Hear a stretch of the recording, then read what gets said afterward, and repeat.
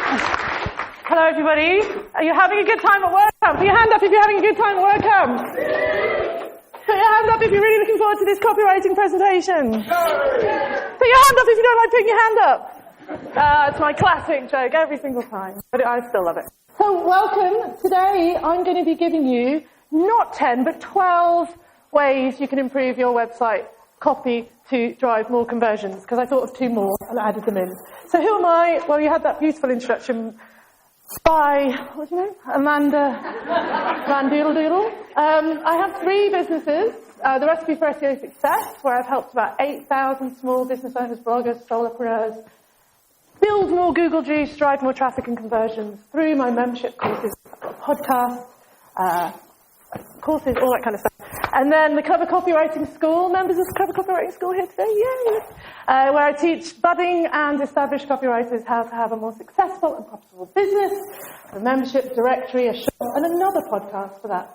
I also kind of am still an SEO copywriter, although I don't really do anything for that anymore. But I spent a good 10 years helping big brands write copy that, yes, got them to the top of the Google rankings, but also really connected with their customers and drove conversions. So that's what I'm going to be talking about today. So, what is conversion copywriting? Well, really, it's about writing persuasive copy. Yeah? So most of us can put one word in front of another. You know, there's a difference between our colon and our full stop, hopefully. And, you know, we can maybe list out the features and benefits of our products. But persuasive copy is a whole different ballgame. It boils down to understanding what emotions you need to evoke in the reader to make them take action. So you really have to understand your customers well so that you can understand how they're feeling and how to use those feelings to your own financial gain. So some people would call it sales copy. But I think a lot of people feel very icky about writing sales copy. It feels a bit American, a bit sleazy, a bit like, you know, infomercially. But one thing I would say is that, you know, if you're writing copy about your products and services, you're simply trying to explain them to the reader. Yeah? Someone's coming to your site, they're looking at your products, they want affirmation. They want to feel good about the purchase decision they're going to make. So you're actually writing feel-good copy. That's how you should feel about it. And there's a line that says, you know, if someone had a disease and you had the cure, you wouldn't feel bad about explaining the cure.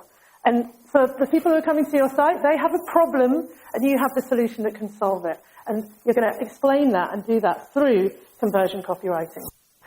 So conversion copywriting is really about being laser focused on the goal. It brings it down to a single goal. That's what we're trying to do, to get people to take action.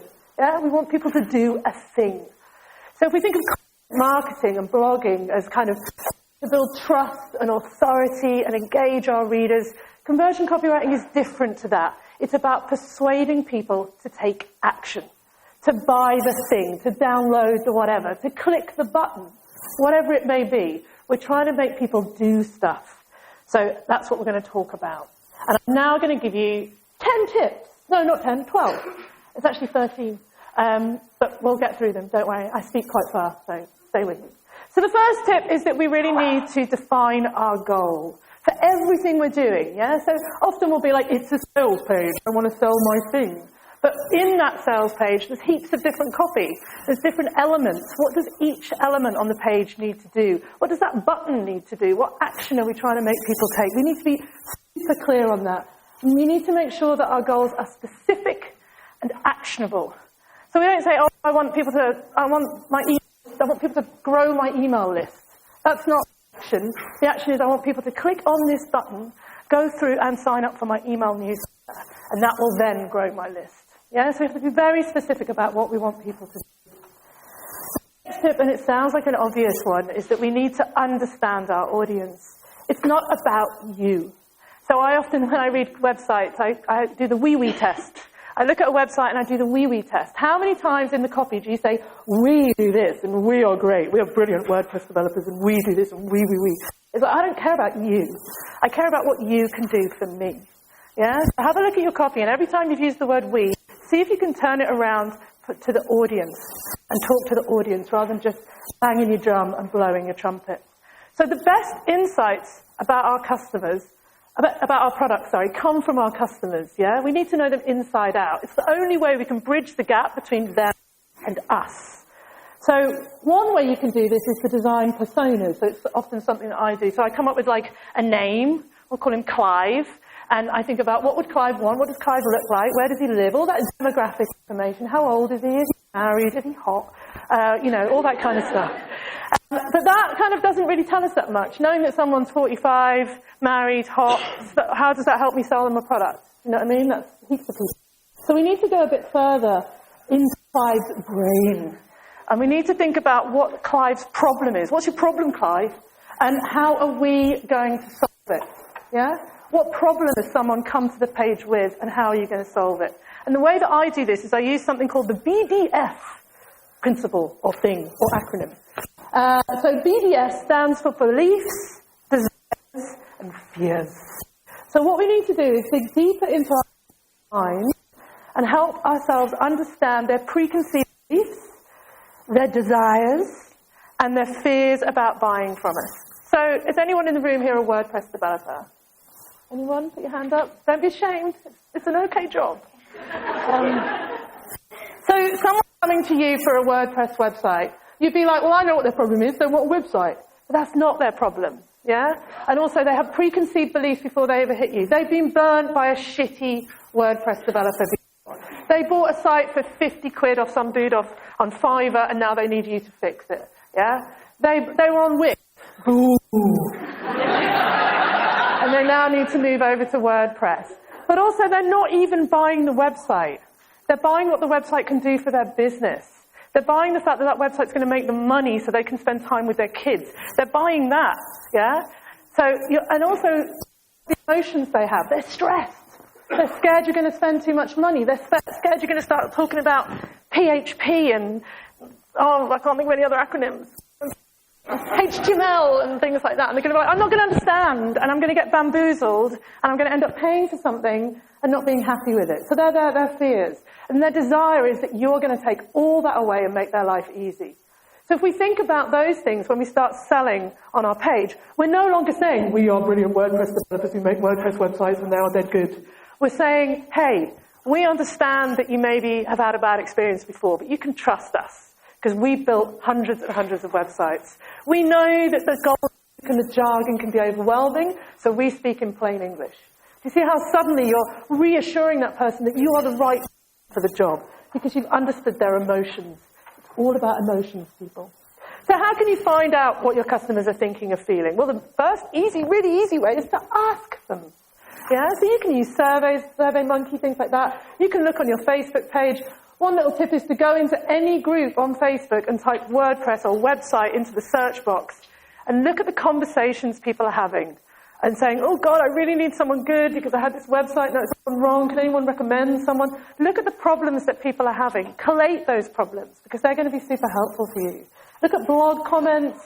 Look at forum posts. These are places where you're going to dig deep and understand your customer. And you can end up with something like this. Not that I would ever spend the time creating something like this, because who the hell has got the time to do this? But this is like a customer avatar for Kevin. And it doesn't just talk about his age. It talks about his motivations, his goals, his frustrations. I wonder what he's frustrated about. Didn't read it. I should have put something funny in there for somebody to find it. Next time I will. But what we've done is we've created a whole well-rounded person, haven't we? If you really want to cut to the chase, an easy way to do it is just think about someone who fits your persona. So I often write a lot of my copy towards Amanda Van Elderen. So I imagine that she's my ideal customer. She's my ideal human. But she is my ideal customer. The problems that she has are problems that I can solve. I have products and services you will want. She's the same sort of sense of humour, the sort of customer I like working with, who laughs at my jokes. It's very important for me. And that enables me to imagine when I'm talking, I can write as if I'm talking to her. Yeah, because we're having a conversation with people. And the really important thing is that the copy on your website is true and honest and sounds like you. So I don't read the copy on your website and then I get on the phone with you and you're like, oh, hello, you have to have this. It has to be you. It has to have your voice so that it connects seamlessly from the page to the phone call. So the next tip I have is understanding awareness. Yeah, so this is super important. Feel free to take a snap of this, although you are all going to get these slides later. So people come to our websites at different stages. Yeah, most aware, they already know Maybe they've already been with us before. Yeah? Product aware, they've heard about our products or what we sell, and maybe they're in comparison mode. You know, they're comparing your product with somebody else's. Solution aware, these people know they have a problem, and they know what the solution is to fix it, but they haven't yet decided that your product is the right one for them. And then problem aware, people who have a problem, but they don't actually realize there's a solution for it. So in my world, product most aware would be somebody who maybe has done my 10-day course, and they're ready to buy my big course. Yeah, they already know me, they trust me, it's going to be a relatively easier sell. Product aware, maybe they've heard about my course and they're comparing it to someone else's to see if it's better. Yeah? Solution aware is someone who knows that they need to do better with their Google. They need to do the Google. They need to get better at it, but they didn't realize there was a course or a resource or that I was the thing for them. And then problem aware is people who are just like, why isn't my website making any money? And they don't realize that, you know, search engine optimization could be the option. And then we have people who are unaware, but we don't care about them. Yeah? People who don't have a problem, whatever, they can bugger off. So how do we convert these different people? So most aware, it's pretty simple. You tell them the product, you give them the price. Yeah? It's not a hard sell. Product aware, they're trying to find differentiators. So that's where you maybe push. Give them a special offer. Maybe give them 10% off. Give them a special thing that pushes them over the line and makes them choose you rather than someone else. Solution aware is all about proof. You know, what have you done before? What testimonials do you have? What logos do you have? And problem aware, it's exacerbating that problem. So yeah, you're not ranking in Google. It's only going to get worse. You're going to make no money. You're going to lose your house. Your wife's going to leave you. My course is going to change all of that. That kind of stuff. Maybe don't take it that far, but you see how I go. So those are the different steps that we need to think about. And obviously the thing is, you don't know the awareness level when people hit your page, your sales page. I don't have 4 different sales pages for these different people. I have 1. So I need to make sure that in that long sales page, I've touched each of these audiences. Yeah, I've connected with each person who has these concerns. The next thing I think that's really important to do, and it's kind of a bit away from actual sales copy, but is to craft your USP. So your USP is your unique selling proposition. It's who you are, what you do, who you do it for, and why it's better than anybody else. It's your point of difference. Yeah? And it's really good to write this down as a little definitive statement. It's really good for when you're at networking as well, because you can go, hey, my name's Bill Harper. I edit copy and make it sound just as like you, but even better. You know, having a line like that, it makes it easier at networking classes. So a USP should be specific, yeah? So generic claims like equality or we go above and beyond for our clients, it's like, nah, doesn't really mean anything, does it? It should make a promise. So what are you going to do that's going to make these people's lives better? How are you going to improve their lives? What problem are you solving? It should actually be unique. So, you know, saying that you build affordable WordPress websites, well, every bugger does. That's not unique. You need to have something better than that. It needs to be valuable. So it needs to be something that customers are going to value. Yeah? Something that you offer that actually has value to it. And it needs to be believable. So don't make grand claims that you can't back up. We're going to come back to this.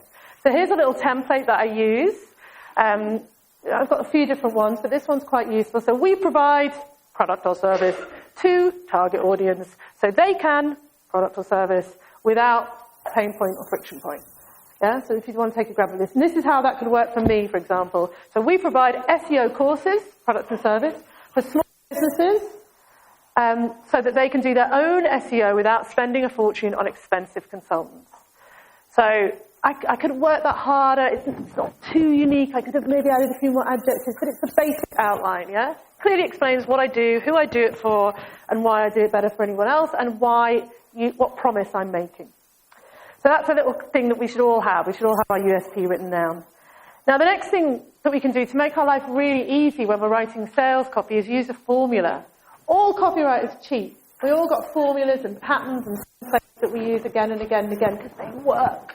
Yeah, there's basic rules of copywriting that we all follow, and you can follow them too. And one of my favorite copywriting formulas is PAS.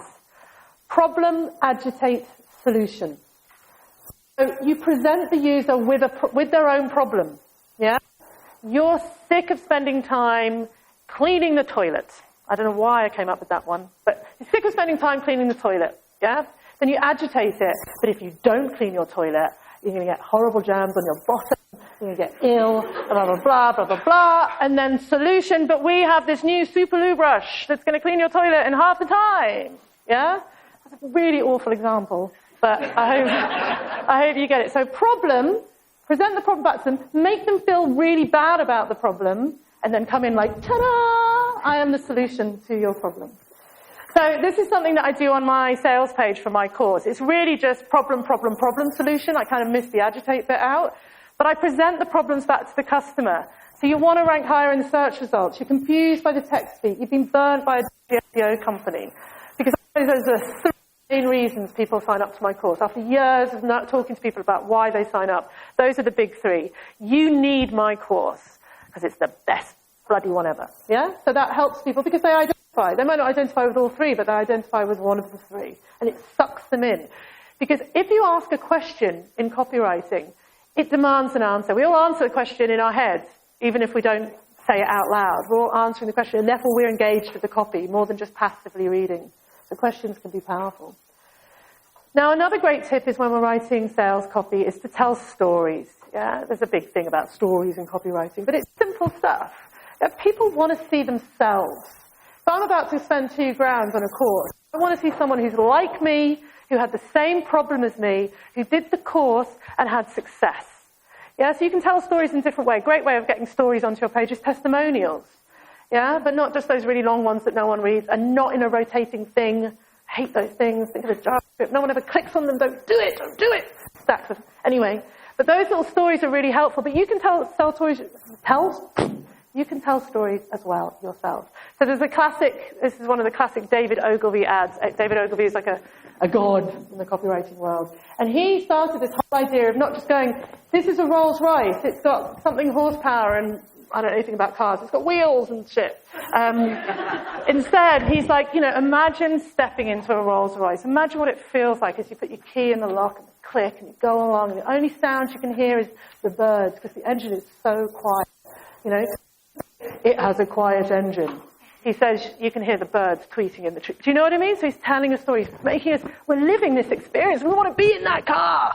So that's how he did it. And I do this on my site. I tell my story because that helps me be more credible, more authoritative. And I'm like, yeah, I was where you were. I started a business 10 years ago. I Googled the word copywriter. There were 30,000 copywriters or something that came up. The people who are at the top of the rankings, like Glenn Murray and some weird dude called Chris. That's an in-joke for people.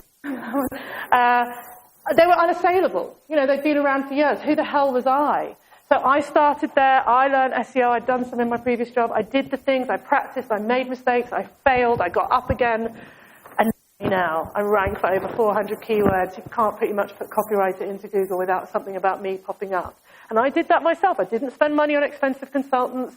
I didn't do anything dodgy. No black hat SEO. So I tell my story. My story helps persuade people to buy. So the next tip is to write strong headlines. Yeah? So writing strong headlines is super important because we all know that on the internet, none of us actually read the copy anyway. It's great for us copywriters. Hours writing it and no one reads it. Jacob Nelson, or whatever they're called, did a study that said, people forage around the page. They go around, they find little snippets of information. We all know we do that too. We scroll down until we see a little headline that makes us interested and we read that bit. Yeah, people don't read from top to bottom. So your headlines are kind of, the signposts about what your copy's about. Ogilvy, again, I like to wheel him out every other slide. So on average, 5 times as many people read the headline as, God, it's all going on in this room, isn't it? On average, 5 times as many people read. You can read it yourself. It's there on the screen. But basically, what he's saying is that 8 out of 10 people will read the headline. Yeah, 2 out of 10 people will read the copy. So often when I'm writing my copy, I try and look at all the headlines I've written, take away all the body copy, and just look at the headlines and see if there's a flow, and see if you can get the gist of what the whole page is about just from the headlines. So that's why I hate it on home pages where people have headlines like, testimonial. In the list of testimonials, it should be like, love from our customers, or amazing customers who've worked with us. Make every headline work. Don't be so literal and boring. Try and inject some personality into your headlines. And a good way to think about it is to think about what the goal of the headline is. Again, to go back to that audience. And then think about the location of where it's going to be on your page. Where is it on the page? Is it that opening line? Or are they deep into the content? Or is it the finishing line? Yeah? It's going to affect the way that the headline's written. So here are a couple of one from my page. So the first headline on my page after that thing is, SEO is a giant pain in the bum, right? Now, that doesn't seem particularly witty or intelligent, but what it does straight away is it establishes my tone of voice. If you're looking at someone else's SEO page about their course, I guarantee the first word on the page is not bum. Yeah? So that very quickly tells you what kind of course I am, what kind of personality I have, whether you're going to like working with me. Because marketing is as much about repelling people as it is about attracting people. I want people who are going to enjoy working with me. There's over 100 hours of videos of me rabbiting on in my course. If you don't like me at the beginning, you're going to hate me by the end. So, and I don't want that, because I don't want people leaving my course and not telling other people it was awful. So I want the right sort of people. So straight away I'm establishing who I am, my tone. But then I go on and I just have really clear statements like, you're going to save money on your SEO. Because you are. You're going to get all the support you need. So again, I'm thinking about the different audiences. Some people are worried about money.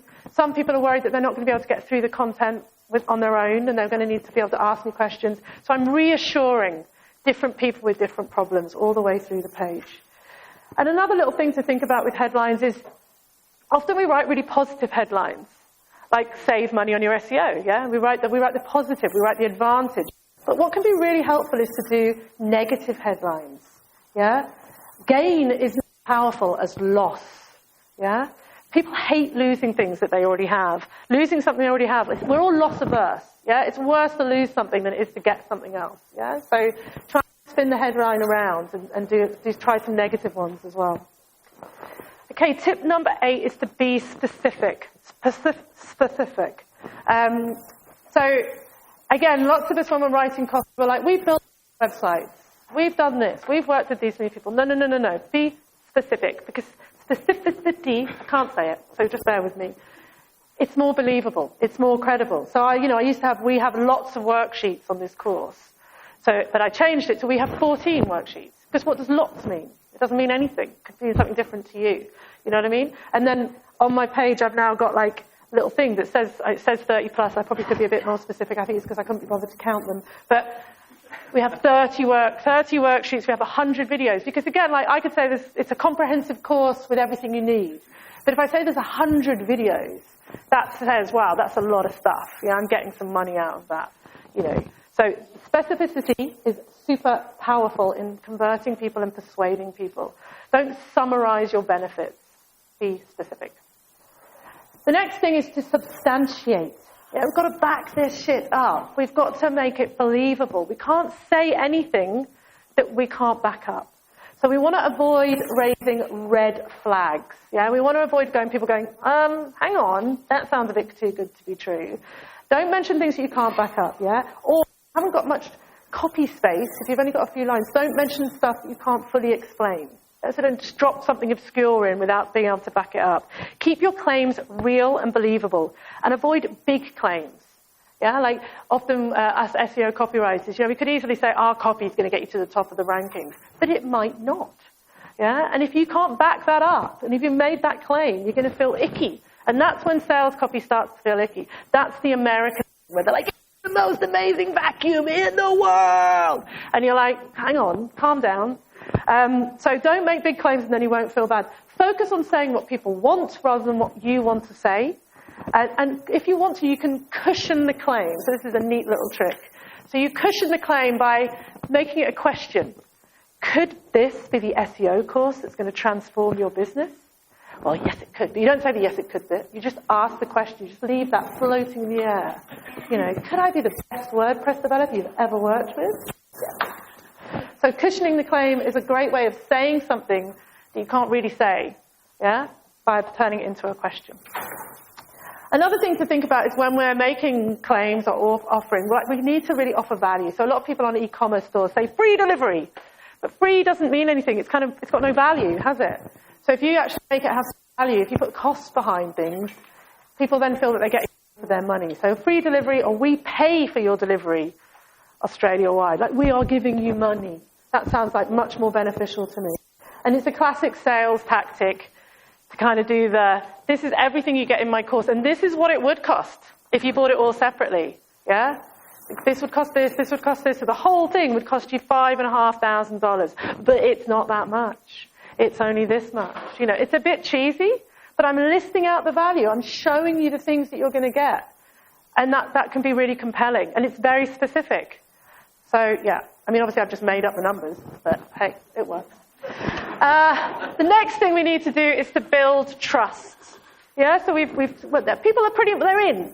They're sucked in. They've read the headlines. They're halfway down the sales page. And this is why, people are like, I hate long sales pages. I never read them. Believe me, they work. Every time I add a paragraph on to my long sales page, my course sells out like an hour quicker. It's just ridiculous. It's some weird thing. Because again, no one's reading the whole thing.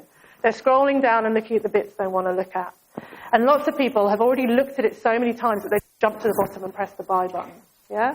But in our long sales page, we need to allow enough room to really show some trust factors. And one of the biggest things that builds trust, testimonials. Yeah, so other people talking about your product, saying things that you can't say. Like someone else can say, this is the best course I've ever done, it changed my business. I can't say that because I'll sound like a wanker. So if someone else says it, they put the words onto my page for me. But look at my testimonials. They are not big, long paragraphs. I don't know why people do it. No one reads that. Take one line from the testimonial and make sure that each testimonial backs up a different thing that you're trying to do. One of those talks about ROI. One of them talks about trust. One of them talks about support. One of them talks about money. They're backing up the different points that I need to back up. And they all have a face, because there's no point having a testimonial unless it has someone's face. Yeah, because again, some people will literally go down. I struggle to get blokes on my course for some reason. I don't know why. Blokes like learning from blokes, maybe. But about 25% of people on my course are men. I wish it was more. I like men. But so I found that putting more men's faces on the page was more reassuring. Yeah, if it's all women, they're like, oh, this is a course for women. It's not really for men. So men's faces, having the name of their business, having a link through to their business website so you can see it's a real legitimate customer, but keeping those testimonials short. The next thing is to have logos, yeah? Everyone you've ever worked with. Your nan's cat website. Make a logo for it. Put it on there. It doesn't matter. Like, people like seeing big brands. Of course they do. I like big brands and I cannot lie. But they just like seeing lots of logos because every one of those is another satisfied customer. Yeah, so just logo, logo, logo. Okay, we've got bonus tips. We've got 2 bonus tips. By the way, some of you did say you would heckle, and none of you have, and I'm a bit disappointed. So I'm waiting to be heckled. Okay, so the next bonus tip is to provide results. Yeah, so you can do that in different ways. You can obviously have a portfolio of websites and whatever. Very good, again, I'm talking to WordPress developers. I know that lots of people are doing different things. So you can have samples of what you've done, but that's not really results, is it? Results is like when you say, this person came to me with this problem, this is how I solved it, and this is what changed in their business for them. Yeah, they got 20 more leads a week. Their website sped up by 15 seconds, or whatever it may be. What you've done for them, real, tangible results. Someone can go, I want that. I want that result for me. So on my site, I have a list of the first page when you type copywriter into Google, and everybody on the first page, pretty much bar one, is somebody who's done my course. That's pretty compelling. Yeah. I mean, people are now outranking me for my own terms. My own students are becoming better than me, which is very annoying, but brilliant, And that's real results. You can't deny that. It's a screen grab from Google. I could have photoshopped it, but I didn't. It's real. And I invite people to go and Google now and have a look and see, and they'll see the same thing. So the next tip is, and the final tip, is to write strong calls to action. So call to action, CTA, buttons, basically, the buttons on your site that say, do this, go there, do the thing. So again, most people, when they're writing calls to action, they make them so boring. If I see another button that says subscribe, I don't want to subscribe. Subscribing sounds really miserable and boring. I don't want to do that. We've got to make it more compelling. Yeah? So one of the ways we can do is, instead of saying things like complete our survey by now, submit, you can say get. Get is really powerful. So instead of download our worksheet, get our amazing tip sheet. It just sounds stronger. When people are signing up to my course, I could have join now. But instead, get started is a lot more compelling. It feels like, I'm really taking action. I'm doing this thing. So get is a powerful thing. Another neat trick with call to actions is to make sure that they always finish the sentence, I want to. So, I want to join the wait list. I want to save my spot. So we don't actually have the word I want to on the button. We have save my spot, join the wait list, get started, win more leads. So if you imagine that sentence before, that's great. If any of you on your website have the words click here, I will come and find you. Yeah? We do not need to be telling people how to use the internet. Click here, roll over our navigation and click on the drop down. What? Do you know what I mean? If your site is got such bad usability, and I know that someone's talking, you're talking about usability today, some point? I think you are, UX, something. Anyway, if your website has such bad usability that people have to be told what to do on it, you need to redesign your website. No amount of copy is going to save you. Yeah? Unfortunately. And another powerful way is to turn it on to the user. So it's a statement from the user. So, yes, do you want to something? Yes, let me in. We've all seen those horrendous pop-ups that come up and say, do you want our checklist? And it's like, no, I'm stupid and I don't want it. Or, yes, I'll sign it up. And you're like, you have to click the no button. Do you know those ones? Hate them. And my final tip, and I think I'm ahead of schedule. Oh, how long have I got? Oh, okay. We can just all chat amongst ourselves afterwards. My final tip is to A/B test. Yeah, so you've got to experiment, people. You've got to try these things out. You can't just write one page and just hope that it's going to work. So ideally, you can use things like lead pages, and there's other apps and other tools and tricks. I won't go into them today, but will help you, serve two versions of the page. I mean, one thing you can do is run a little Google AdWords campaign, driving to two different landing pages. See, same ad copy, two different landing pages, see which one performs better. Or get some heat mapping software onto your site and really look at how people are using the page. What headlines are people really focused on? What headlines do people skim past? Which bits of copy do people really look at? And I did that, and as I said, I did that on my page, and I really noticed the eyeballs on those testimonials, hovering on the faces, reading the copy. It was really strong. The logos as well. Anything where I said the word money, saving money, And that's why, as well, you mix up images versus copy versus images, lots of white space to give the eye space to move around the page and be drawn to what it wants to be drawn to. Some people are very image-driven. Some people like to read copy. Click buttons, but some people like contextual links in the copy. So you've got to cater to all these different people. So A/B testing is essential. So in summary, I think conversion copywriting, persuasive copywriting is really about being human. Yeah, and it's quite almost trite to say, and I say it a lot, but especially with SEO, we always should write for humans first and Google second. But when we're writing our copy for our website, we really need to remember that it's not about us. It's about our customers. We're trying to connect. We're trying to have a conversation. You should be reading your copy out and seeing if it's actually something you would say. Because I have people come on my they try and do the USP, the whatever, and they're like, I can't do it. And I'm like, okay, just stop. Just tell me what you do in your business. And they tell me, and I type it, because I'm quite fast typing, 95 words a minute. Type it up, and I email it back to them and say, there's your USP. You actually just read it out. You just said it. But when you come down to writing it, you're like, so just talk to yourself. Read your copy out. Talk about your business. Don't exaggerate. Don't make big claims. And don't feel icky about selling. It's what we're here to do, yeah? That's what it's all about. So conversion copywriting is just about explaining your product to your audience in a way that's relatable, in a way that makes them feel emotional, and in a way that makes them realize that you are going to solve their problem and make them feel very happy. So if you need more help from me or you want to learn more about what I do, I have a big group on Facebook. You can all join it. Get your phones out. It's awesome. Just type in I love SEO. And in there I share regular tips and advice about SEO, copywriting, digital marketing, share pictures of my dog, other cool stuff. It's a fun place to be. And that's it. That's me done. Thank you very much.